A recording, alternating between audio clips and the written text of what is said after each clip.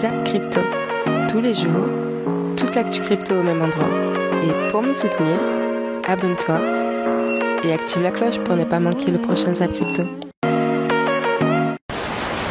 Bonsoir à tous. Comme d'habitude, on commence avec le Fear and Greed Index, actuellement à 13. Dans l'extrême peur, le Social Index, toujours pareil, et le Market Order Flow, actuellement en recherche d'achat. Le grand gagnant du tirage au sort d'hier soir est Matt du 15. N'oublie pas de me contacter sur Twitter ou par mail. Après une bonne discussion avec les membres de la communauté, nous avons décidé de faire un live par semaine, le dimanche, pour ainsi tirer au sort les 6 gagnants de la semaine. On se retrouve donc dimanche en live sur Twitch. Je vous souhaite une bonne vidéo. C'était Zap Crypto. On va déjà regarder sur du daily ce qui se passe. Alors sur le daily, c'est pas compliqué, c'est pas folichon. Sur le daily, le RSI, il a peine à monter, hein, tu vois. À mon avis, lui, le Viagra, il a pas pris. Donc, il est toujours au-dessus des 30 sur le daily, donc ça veut rien dire, hein. Il peut peut-être repartir vers le haut, demain, parce que regarde, si tu fais ça, tu te fais, mince, il a cassé la tendance haussière sur le RSI. Maintenant, il a pas fait un bas plus bas que le précédent. Donc, tant qu'il fait pas un bas plus bas que le précédent, il n'y a pas un retournement de tendance. Donc, t'es juste sur une correction. Donc, tu peux avoir une correction des RSI qui viendrait rebondir ici sur les les 28-21, ça pourrait être sympa. En plus, le MAC nous a quand même imprimé encore un histo vert. Donc, c'est plutôt sympa, c'est plutôt bon signe. Il n'a pas mis un histo vert clair où il y aurait un retournement petit à petit tendance de fond. Donc voilà, force relative, on n'en parle pas. MACD, mitigé, et surtout, on t'imprime une troisième journée de chute de suite. Maintenant, c'est des petites chutes un peu, parce que quand tu vois ici qu'on est passé de 26 000 à 22 000 en un jour, ici, on passe de 20 700 à 20 300 en un jour, tu te dis ça va, c'est relatif. On pourra remarquer aussi que pendant la descente hier, il y a beaucoup de gens qui ont acheté le dip. Ça, c'est souvent le cas quand il y a des frustrations d'avoir manqué le bottom, entre guillemets. Là, ça veut dire que on a le rallye ici, et là, ça y est, les esprits commencent à s'échauffer et dire « Ah ouais, mais en fait, c'était le bottom. Ah là là, c'était le bottom. À quoi t'as raté le bottom? Ça a l'air vachement bull, ça a l'air vachement bull. » Tout le monde, finalement, se rallie à l'idée. Et oh là là, si ça dip, j'achète. Et c'est un petit peu ce qui s'est passé ici. Donc hier, il y a des gens qui ont lutté contre ce move et qui sont mis finalement en situation inconfortable, puisqu'on voit ici le long short ratio global aller vers le haut. Donc hier, c'était une session où on a coincé des acheteurs, et je pense qu'on va aller les faire dégueuler. Devinez où? Au stop évident, comme envisagé en début de météo. Donc tout ça, ça tient la route, hein. THUSD, non, c'est pas ici. Ça va être ici, donc c'est comme le Bitcoin, on a eu pareil, un chasse aux liquidités des vendeurs, pattern de retournement, baissière, c'est pas bon signe. Pour l'instant, les 0,382 tiennent, si ça tient, on peut se rediriger vers les résistances, si ça ne tient pas, on ira probablement vers les 1030 et les 960 $, et vers ce corps de chandelle ici, vers les 989. Si tout ça, ça tient, pas de problème, on se redirigera vers le haut du range. Si ça ne tient pas, on ira s'attaquer au bottom des 880. Et s'il ne tient pas, prochain objectif, tout simplement, ce sera la poursuite au sein du creux dans le volume profile, qui est donc jusqu'aux environs des 690 $, tout simplement. Donc là, on est venu, au niveau de ce creux, il manque ce dernier creux à combler, qui va environ jusqu'à 690 $ ici, dans un premier temps. Il y a d'autres creux en plus bas, mais ça on verra si on y va, bien évidemment. Nous sommes le 29 juin 2022. Alors la bonne nouvelle de ce matin, c'est que demain c'est le 30 juin. Et puis qu'après, c'est le 1er juillet. Et après le 1er juillet, ça veut dire qu'on aura changé de semestre, mais aussi on sera au 3e trimestre. Et le 3e trimestre, le 3e trimestre cette année, c'est les années des élections, c'est l'année des élections de mi-mandat aux États-Unis. Et alors, statistique étonnante, chaque année de mi-mandat, c'est très très volatile, c'est 40% plus volatile que le reste du temps dans les marchés. Et donc, pour l'instant, ça se confirme assez bien. Et par rapport à ça, la bonne nouvelle, c'est que dans le 3e trimestre, quelque part donc entre le 1er juillet, c'est-à-dire vendredi, et le 30 septembre, on devrait trouver le bottom. Et puis après, ce sera que du bonheur. Bull market forever, et on s'arrêtera plus de monter jusqu'à la fin de l'année. Enfin, c'est un petit peu comme ça qu'on a envie de décrire globalement ce qui se passe aujourd'hui dans les marchés, parce que franchement, ça devient très très compliqué. Et quand je regarde un petit peu comment j'ai fait ce Morning Bull Live hier matin et comment je dois le faire aujourd'hui, je me demande finalement si on n'est pas un tout petit peu bipolaire, ou alors si on n'est pas encore une fois dans le concept du poisson rouge qui tourne dans son bocal, et puisque finalement on est capable de changer d'avis comme de chemise, et vu les chiffres qui nous attendent encore aujourd'hui et ceux qu'on a vus hier, eh bien c'est peut-être pas fini.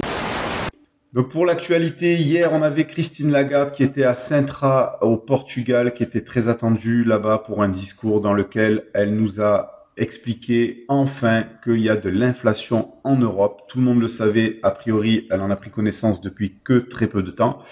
Et celle-ci nous dit que pour la première fois depuis plus d'une décennie, elle va enfin augmenter ses taux, mais en douceur, de 25 points de base à partir du 21 juillet. Donc, ça peut être quelque chose d'assez problématique pour certains pays de l'Europe. Donc, Madame Lagarde a finalement décidé remettre du QE pour certains pays. Donc, par exemple, notamment pour l'Italie, qui a des spreads trop importants par rapport à l'Allemagne. Donc, le spread, c'est l'écart de taux, parce que les Allemands empruntent à un certain taux, puisqu'ils sont de très bons élèves. Les Italiens étant des élèves un petit peu moins disciplinés, ils ont des taux un peu plus élevés et ça peut devenir assez problématique pour la stabilité de l'Europe. Donc, du coup, maintenant qu'on est arrivé à la fin du QE, eh bien, on va continuer finalement du QE, mais pour certains pays et pas pour d'autres. Pour cela, il faudra que ces pays-là respectent certaines règles, mais ces règles seront relativement douces, puisque le but, c'est de ne pas éclater l'Europe, qui est déjà assez en difficulté avec cette guerre aux portes de l'Europe. Mais le fait de rajouter du QE peut éventuellement, même certainement, ne pas être très favorable pour l'euro et peut-être continuer à accompagner cette inflation. Donc Madame Lagarde nous a dit qu'en septembre, pourquoi pas, elle irait, si jamais il le fallait, revoir à remonter peut-être les taux. Enfin bref, réellement, les choses n'étaient pas très claires. Il n'y a pas eu de vraies avancées comme la Fed le fait. À partir du moment où on commence à dire non mais on coupe tout maintenant, c'est-à-dire qu'on se fait un bloc pays développé contre pays émergents, il va falloir qu'il y ait des réajustements sur la monnaie. Ça n'est juste pas possible. Et on le voit déjà par le fait qu'ils commencent à s'échanger de l'énergie dans leur propre monnaie. Donc il va y avoir des mouvements absolument considérables sur les monnaies dans les 5 ans qui viennent. J'en suis sûr. Alors, en train d'étudier, je ne sais pas encore ce qui va se passer exactement, mais je pense que c'est un sujet très, très, très important. La stabilité qu'on a connue depuis 20 ans ou 30 ans, on va l'oublier. Ça, c'est une première chose.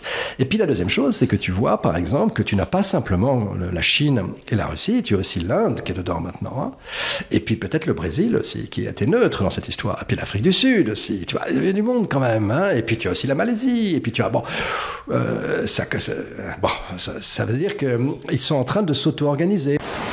Attention, du côté des news, les gars, on est vraiment pendu aux lèvres de cette information du côté de l'USDT qui est pas mal attaqué en ce moment. Et là, pour le coup, ce serait pire que le stablecoin de Luna, hein, puisque l'USDT, c'est vraiment là où tous les trades se font, où tout passe dès que vous avez un échange de crypto-monnaie. Donc vraiment, j'espère vraiment qu'ils vont s'en sortir et que c'est juste une inquiétude, hein, parce que vraiment l'effondrement de l'USDT, ce serait vraiment dramatique pour le marché crypto. Et là, pour le coup, le BTC en dessous de 10 000 $, à mon avis, ce sera pas juste une blague.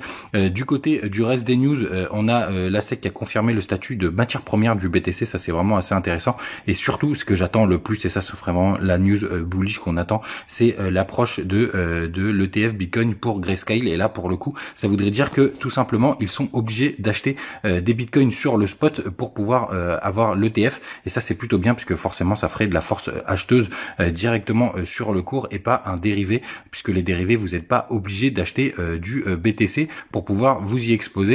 Et c'est ça toute la différence. Allez, première news majeure du jour. La Chine et le président plus particulièrement du BSN, le Blockchain Service Network de la Chine, estiment que le Bitcoin est un système Ponzi, mais que les stablecoins sont acceptables apparemment. Quand j'ai lu la news et que j'ai vu Blockchain Service Network, je me dis ah ouais, donc c'est une entité quand même.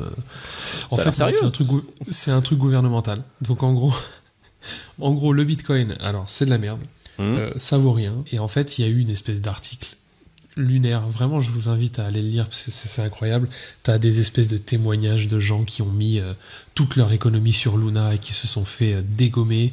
Un mec qui a tanné sa femme pour qu'elle investisse dans Luna et maintenant il arrive plus à la regarder dans les yeux. Non mais attends, il y a tout un tas de trucs comme ça. Le storytelling, tu le fais pas correctement parce qu'ils ont vraiment travaillé leur storytelling, donc on va leur faire honneur. On va vous dire ce qui a été écrit dans l'article. Une personne a tanné sa femme, l'a supplié d'investir dans le Luna. Ils ont mis toutes leurs économies, plusieurs millions, et quelques jours plus tard, ont perdu 98% de leur portefeuille. Ils n'arrivent plus à la regarder dans les yeux. Ils parlent de phishing, ils parlent de scam, et après, au fur et à mesure, ils amènent la chose en mode, bon, l'USDT, l'USDC, c'est quand même bien la blockchain pour ça. C'est pour ça que nous, avec le yuan numérique, on va rendre la blockchain attractive, vous inquiétez pas. Et de là, on comprend que c'est un truc à charge. Ce qu'ils essaient de dire, c'est les gars, n'achetez pas autre chose que ce que nous on va faire, parce que on crache sur toute la crypto-monnaie, sauf, attention, il y en a deux qu'on considère comme bien, l'USDT et l'USDC qui sont réglementés, d'accord, et le nôtre qui arrive qui s'appelle le yuan numérique. Bravo, hein, FUD, marketing, vous êtes trop fort pour essayer de dégommer des projets, vous êtes les meilleurs. Mais par contre, ça ne marche plus. Vous l'avez trop fait, donc maintenant ça n'atteint plus normalement le marché et ça n'atteint plus le cours des crypto-monnaies. Allez, on passe à la news suivante. Typiquement, les routes, elles sont poussiéreuses, c'est de la terre. Et en fait, quand je suis rentré le soir, je me dis, tiens, c'est bizarre, j'ai du sable dans la bouche. Ouais. Et je veux dire, je sentais que ça craquait, quoi. Donc, les gens vivent dans un nuage de poussière, en fait. Oui. Des enfants, enfin, c'est juste la personne qui nous accompagnait, elle nous a montré la maison de sa sœur. C'est en France, on considérerait ça comme indigent. C'est-à-dire qu'il y a vraiment, il y a rien. Enfin, très peu, très peu. De 18h à 21h, il n'y a pas d'électricité. Parce que les usines, on m'a expliqué, c'est parce que les usines tournent jusqu'à 21h, c'est ça? Oui. Et que du coup, la ville est noire. Enfin, il y a un peu d'éclairage public, mais la ville est noire, quoi. Donc, bah, c'est très prenant. C'est très prenant, en fait. Oui, quand on y arrive et qu'on vient de l'environnement d'où tu viens, c'est effectivement quelque chose de bizarre. On est happé en se demandant, mais où suis-je? Pourtant, les gens qui sont là ont fait les mêmes études que ceux qui dirigent les pays européens, mais la différence s'est faite sur l'histoire coloniale. Et aujourd'hui, ces gens-là disent non. Ils disent ça suffit. Et ils trouvent, au lieu de commencer des polémiques à n'en plus finir, ces gens-là trouvent des solutions originales. La misère que l'on vit ici est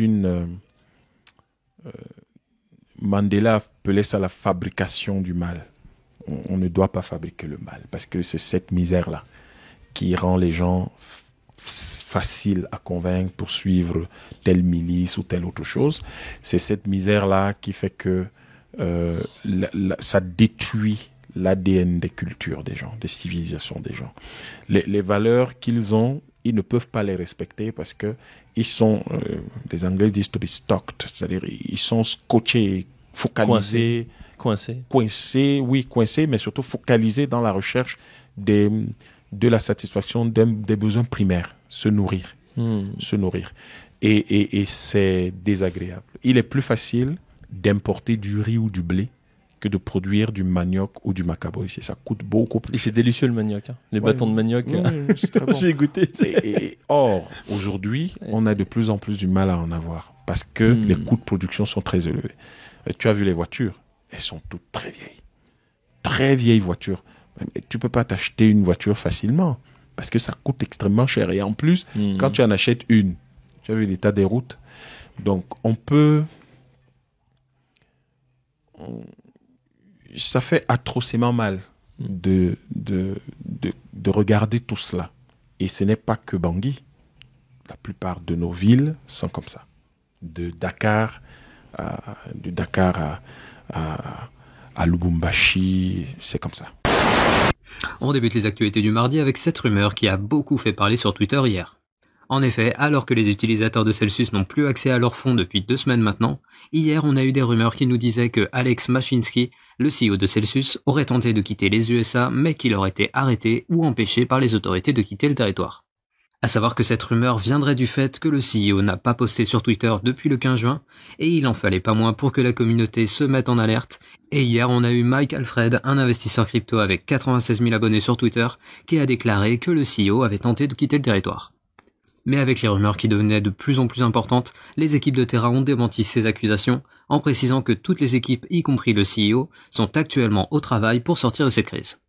Bref, alors que la peur a envahi le marché, on voit que les informations circulent très vite, en particulier les informations négatives sur Twitter, où le principe de retweet peut vraiment accélérer la propagation de fausses informations. En cas de faillite, Coinbase pourrait garder les crypto-monnaies de ses clients. Intéressant. Donc en réalité, c'est pas sûr que ça passe devant les juges, etc. Mais c'est un petit peu ce qui est en train de sortir sous le tapis, au niveau des conditions générales de vente. Donc allez regarder vos conditions générales de vente.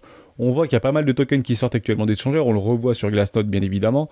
Mais il est probable que le collatéral de vos dépôts soit pris en compte lors d'une liquidation judiciaire, notamment des entreprises américaines. On cherche pas à comprendre, hein. Donc soyez extrêmement attentifs par rapport à ça. Alors ce type de FUD, en réalité, on l'a pas vu qu'une fois passer, hein. Et j'y étais quand Bitcoin était à $4000. Et c'est pas pour ça qu'on s'est fait prendre nos tokens, etc. Mais je dis que si vous êtes holder, ne mettez pas tous vos œufs dans le même panier. Bien évidemment, multipliez potentiellement les échangeurs si vous faites un petit peu de earn, un petit peu de staking, un petit peu de trading, etc. Essayez de choisir plusieurs plateformes. Pour le coup, Bybit, Crypto.com, Binance, autres, FTX, Bitget, j'en sais rien, Ascendex, Delta, il y en a des centaines, bien évidemment. Essayez de prendre les plus résilientes, celles qui ont les potentiellement meilleurs avis, pour ne pas mettre les œufs dans le même panier. C'est super important parce que je pense qu'il y aura des casses. Je doute que Coinbase fasse faillite, etc. Parce qu'il y a du monde à licencier, ils peuvent reconstructurer leur dette. Et vous savez, quand vous avez des entreprises qui sont en difficulté, ce qu'ont fait les investisseurs historiques, ils remettent au bassinet. Vous remettez 10 millions ou vous perdez 100 millions. Faites le calcul, c'est assez simple en réalité. Surtout que si on reste bien évidemment conscient que ce marché a des bonnes années devant elle. Mais les meilleurs resteront debout, bien évidemment, pour continuer à agglomérer de la clientèle. Et c'est comme ça qu'on crée des GAFAM, tout simplement, ou des gros acteurs de marché. Et on passe tout de suite aux infos exclusives qui viennent de tomber concernant les 3,6 milliards de dollars qui sont prétendument donc détenus par Terraform Labs. En fait, l'info est tombée sur le CoinDesk coréen et elle nous montre qu'il y aurait potentiellement 3,6 milliards de dollars, donc en USDT mais également en UST. Même si les informations sont très probantes, je rappelle quand même que pour l'instant, on attend encore la confirmation des autorités qui vont tout simplement checker sur Binance, Coinbase, Huobi ainsi que KuCoin. Il faut rappeler que le CEO de Terraform Labs, à savoir donc Do Kwon, avait déjà révélé les crypto-monnaies en fait prétendument détenues par la fondation. Mais le montant qu'il avait annoncé était bien en dessous des 3,6 milliards de dollars. Et en fait, c'est tout simplement donc une analyse on-chain, à savoir donc sur la blockchain, vu que c'est public, qui a révélé qu'il y avait plusieurs portefeuilles qui étaient détenus ou contrôlés par Terraform Labs et qui détenaient un total de 3,6 milliards de dollars. Et là où le bas blesse, c'est que le montant total de cet argent serait bien de l'argent illicite ou bien lié à des blanchiments d'argent. Et il inclurait notamment donc de l'UST ainsi que de l'USDT. Et pire que ça, le rapport a montré que l'argent avait été utilisé pour manipuler le marché, mais également pour blanchir de l'argent autour du Luna, à savoir donc de l'ancienne version du Luna. Donc c'est plutôt inquiétant. Pour l'instant, on a peu d'infos. Je vous ferai un update quand on en saura un peu plus, mais le rapport, il a également révélé que tout ça, ça avait été fait en grande partie sur la DeFi. Pour ceux qui ont suivi, on en parlait il y a quelques semaines et je vous disais qu'il y avait sûrement des choses louches derrière toute cette histoire, mais je pensais pas franchement que ça avait une ampleur aussi importante. Et le moins qu'on puisse dire, c'est que à l'heure actuelle, ça sent pas très bon pour Do Kwon. Mais c'est pas fini, accroche-toi bien. Pire encore, ils ont même déclaré que le wallet qui était à l'origine du crash pourrait également être directement relié à Terra Luna. Dans tous les cas, on sait à l'heure actuelle que le wallet de Terraform Labs a vu donc transiter plus de 7,4 milliards de dollars, et ça notamment à l'aide de 2 portefeuilles sur Binance. Mais le moins qu'on puisse dire, c'est que le rapport, il est vraiment accablant. Il a même montré qu'il y aurait quelques 300 millions d'USDT, donc 300 millions de dollars, qui auraient été transférés sur le wallet de Luna Foundation Guard et qui a été vite rapatrié en fait sur l'exchange de Binance. Et ça seulement un jour avant le crash. J'ai discuté avec beaucoup de gens parce qu'on a eu la chance de cette invitation et je vois une fracture entre les gens qui sont dans cet hôtel. Ils vivent pas la même chose. Non. Quand je leur parle de la mobile money, il y en a qui connaissaient pas. Presque. Il a entendu parler vite fait, mais alors que il y en a tous les 50 mètres en ville. Oui, mais ce n'est pas leur environnement de vie. Mais il y a vraiment une séparation du 5% ou 10% avec les 90. C'est le système. Le système, c'est ça que le système est censé créer. Et des gens bien, je jette pas la pierre, non, des gens très sympas, des gens très sympas, mais valeur, le problème c'est que du fait du niveau d'études qu'ils ont ou des introductions qu'ils ont, Ce sont des personnes qui vivent, qui ont un certain niveau de vie, un certain style de vie qui est très européen. Mondialisé. Ouais, si on veut, on va l'appeler comme ça. Et qui est donc très différent du mode de vie de la population. Ils mangent pas les mêmes choses. Ils boivent des boissons importées que les autres ne boivent pas. Ils boivent de l'eau minérale. Les autres, le peuple ne connaît pas ça. Et ils mangent des spaghettis importés, des pâtes importées, des choses comme ça. Le peuple, il ne consomme pas ça. Alors, ce sont eux qui consomment du riz qui vient de Chine, de Thaïlande, tout ça. Donc, ces gens-là ont un autre type de vie. Et c'est comme ça dans tous les pays où on utilise le franc CFA. Vous avez une petite élite qui est récompensée pour être là par le système et qui doit pouvoir écraser le reste du peuple. Et le président centrafricain dit, je vais libérer mon peuple sans me battre avec l'élite de mon pays, mais en lui montrant qu'il peut continuer à vivre au niveau où il vit, mais sans que le peuple soit pauvre. Le Bitcoin permet au peuple de sortir de la misère et aux riches, ou disons aux privilégiés, de ne pas perdre la face. Et de ne pas perdre d'argent s'ils s'en servent bien. Oui, bien sûr, oui, s'ils s'en servent bien. Donc, du coup, on a là une solution qui est extrêmement vertueuse. News suivante qui concernera notre saga scam de l'été. Compass Mining qui perd un de leurs entrepôts après ne pas avoir payé une facture. J'ai l'impression que c'est que ça en ce moment, hein. Des scams, des faillites et des dépôts de bilan, c'est un truc de fou. Compass Mining qui est un hébergeur de rigs de minage et eux s'occupent de stocker ça chez eux. Et manifestement, ils auraient oublié de payer l'EDF, donc une facture à 1,2 million. Ça a été démenti sur Twitter. Compass Mining a réfuté les propos de Dynamics Mining. Dynamics Mining était la société qui louait les entrepôts à Compass Mining. Ils ont fait un tweet pour dire non, c'est pas vrai. Ce que Dynamics Mining dit, non, c'est faux totalement. Nous allons aller en justice. Bon, sauf que ce tweet-là a été supprimé quelques heures plus tard. On se retrouve dans une situation où j'ai l'impression, on est sur encore un énième feuilleton Luna. C'est-à-dire que on a eu Luna, puis on a eu Celsius, la même communication. Non, il se passe rien, vous inquiétez pas, de toute façon c'est pas possible, il se passera rien. Tout ce qui se dit de mauvais sur nous, c'est du FUD, c'est des scammers. Non, nous, on est bien. 24 heures plus tard, ils sont tous en PLS, d'accord ? Là, pareil, j'ai l'impression que Compass Mining, en faisant cette communication-là, essaie juste de gagner du temps pour que les utilisateurs qui ont justement soit commandé des rigs chez eux, soit demandé de host les rigs chez eux, ne prennent pas d'action tout de suite, qu'ils aient le temps de se barrer avec la caisse. C'est une bonne comparaison avec Celsius parce que dans les conditions générales de vente, entre guillemets, de Compass Mining, il est écrit qu'ils peuvent déplacer tes rigs, ils peuvent se barrer avec, et que si jamais tu intentes un truc en justice contre eux, ça va te coûter une tonne d'argent. En gros, ils te le disent direct. D'accord, génial. Bon, écoute, ils avaient déjà prévu tout dans leurs conditions générales de vente. Écoutez, dans le white paper, ils l'avaient prévu. Venez, signez avec nous, on vous la met bien profond, et s'il se passe quelque chose, écoutez, allez vous faire Allez. Et finalement, on a Michael Saylor, le PDG de MicroStrategy, qui a déclaré, je cite, « Notre stratégie est simple. On achète du Bitcoin et on le garde. » Habile. C'est une carte 100% dédiée au minage, donc c'est une carte qui n'a aucune autre utilité que le mining. Et en dehors de cela, c'est à peu près tout. On a une sortie HDMI donc pour brancher un écran directement sur la carte mère, puisque je vous rappelle que nos cartes graphiques ne possèdent pas de sortie vidéo. On a également ici des emplacements pour de l'USB, notamment pour connecter clavier, souris ou clé USB si on passe par notamment un HiveOS qui sera branché directement sur clé USB ou à l'aide d'un SSD. On a différents justement emplacements pour brancher des SSD, donc au final on est vraiment sur une carte qui a été bien pensée et encore une fois 100% dédiée au mining. Donc ne vous attendez pas à réutiliser cette carte notamment dans un PC classique, on le voit bien déjà, on est totalement hors format. Bref, voici pour le tour global de l'installation. Je vais maintenant pouvoir brancher les deux cartes graphiques, puisqu'effectivement l'abonné qui m'a prêté le matos possède deux cartes graphiques, donc je vais pouvoir les brancher. Et moi, je vous donne rendez-vous sur mon autre PC qui est juste à côté, notamment pour l'installation de HiveOS et voir un petit peu ce que ces cartes graphiques ont dans le ventre. Donc c'est parti.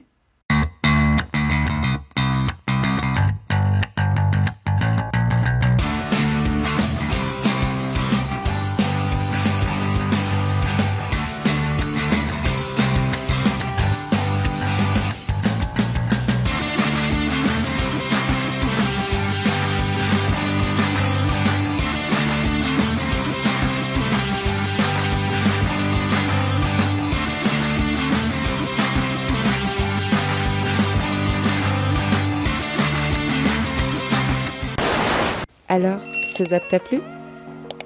Dis-moi en commentaire quelle est l'actu qui t'a le plus intéressé.